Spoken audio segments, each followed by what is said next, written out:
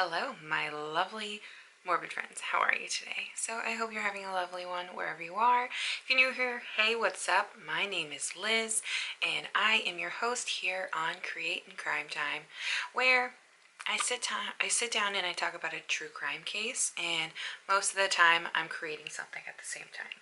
So if you're interested and you want to keep supporting this channel, keep helping this grow, getting all these stories out, hit that subscribe button wherever it is underneath me, because I point awkwardly at the screen.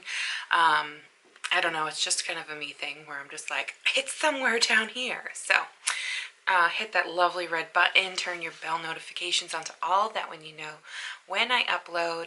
And also, we are in our 25 days of true crime. So if that doesn't just pique your interest right there, I don't know what will. Anywho, so today we're going to be talking about a severely fucked up little boy who just came back into the news this year, actually.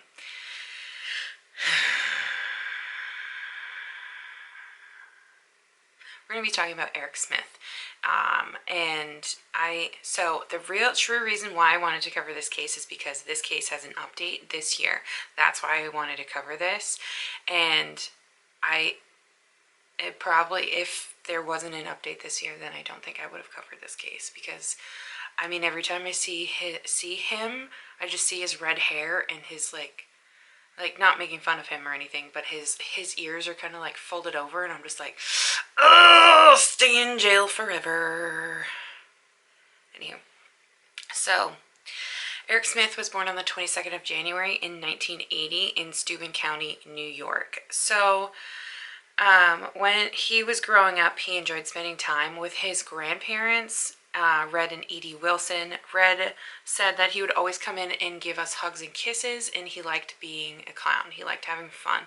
However, Eric would be diagnosed with by a defense psychiatrist.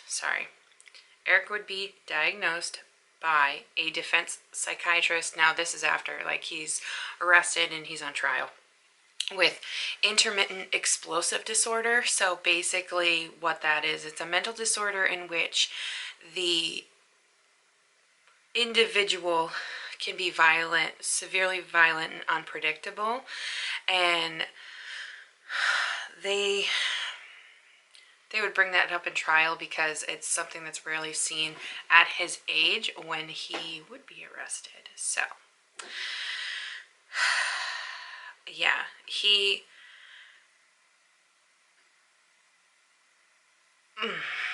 So also after they figured this out, they did extensive testing on his brain to see exactly his brain function and hormone levels, but they found nothing to explain his violent behavior. According to some of the documents from court, when the actual court case was active, Eric was a loner and he was tormented by bullies for his low set ears, so his cuffed ears, his thick glasses, and his red hair and freckles. Because he was different, he was often bullied.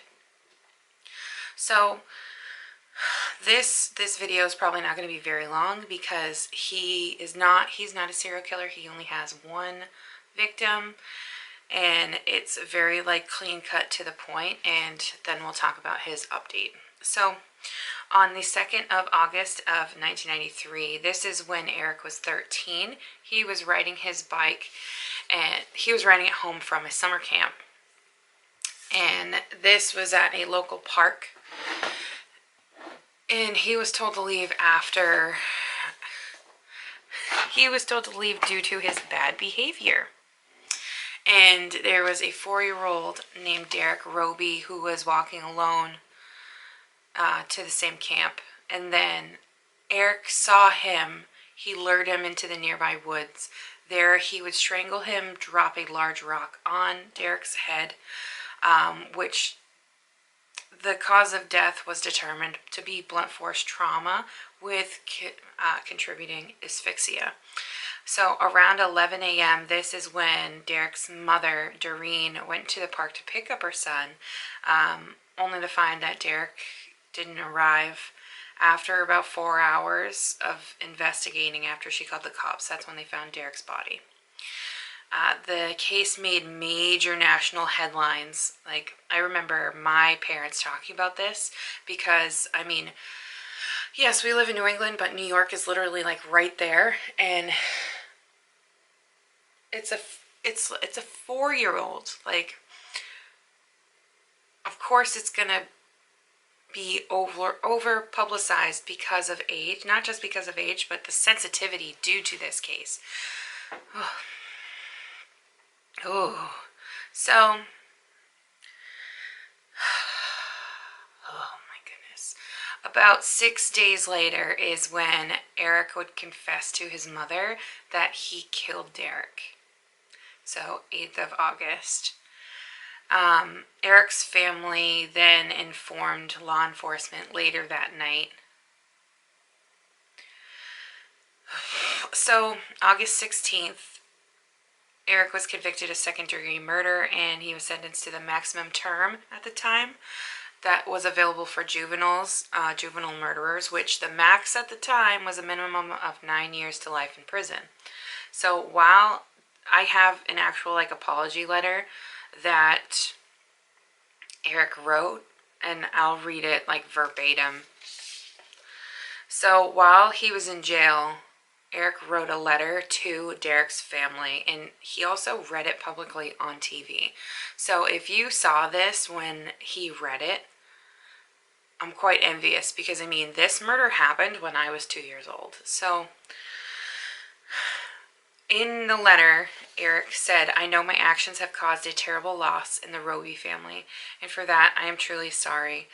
I've tried to think as much as possible what Derek will never experience. His 16th birthday, Christmas, anytime, owning his own house, graduating, going to college, getting married, his first child. If I could go back in time, I would switch places with Derek and endure all the pain I've caused him. If it meant that he would go on living, I'd switch places, but I can't." So at the end of this statement, he also states, so that's just like a quote from it. So at the end of his statement, Eric also says that he can't bear the thought of walls, razor wire, and steel metal bars, which he's talking about jail. And he can't bear the thought for the rest of his life. And he would also apologize to Derek in interviews that he would be a part of. Like, he would just apologize to him.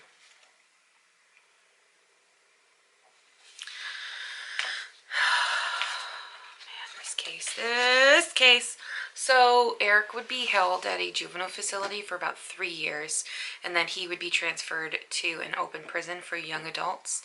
In 2001, he would be transferred to Clinton Correctional Facility in Dannemora, New York. This was a maximum security prison.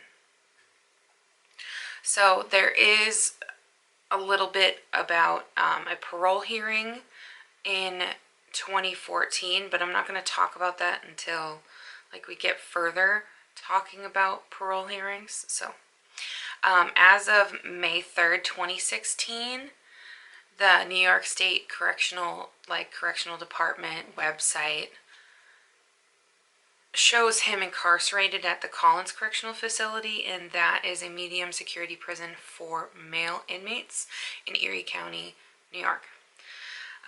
So he would then be transferred to Gowanda Correctional Facility, and this is in 2019, in April of 2019, and that is also a medium security prison, which is like co-located with Collins. And then the 30th of November of 2019, he was listed as being incarcerated in the Woodburn Correctional Facility in Sullivan County. So Eric has been denied parole 10 times since 2002. His most recent one was January 2020.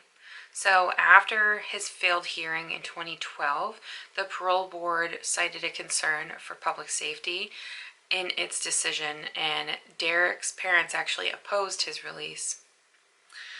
At that hearing, he told the board that he would not return to Savona if released. He would go to a shelter or a halfway house instead. So that's in 2012.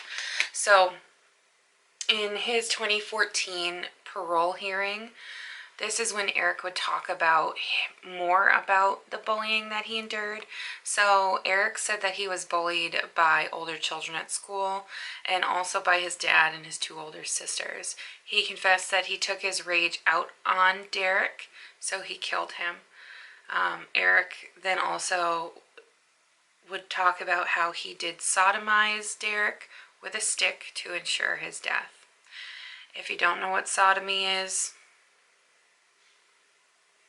we're just going to leave it at that.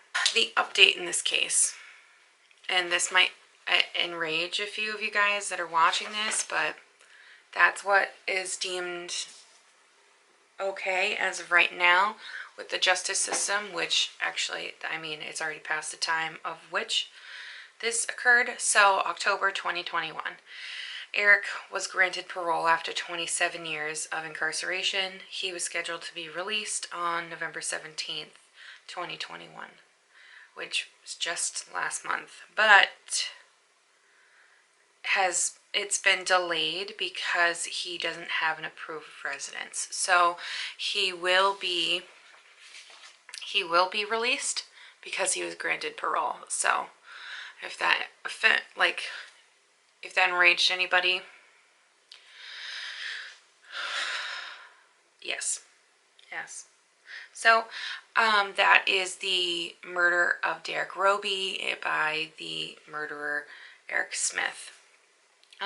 If there's any cases that you want me to cover, put them in the comment section down below, and hopefully I will cover them in a future video. But I hope you guys enjoyed today's 25 Days of True Crime case, and I'll see you tomorrow for another one. Bye, guys. Blah, blah, blah, blah.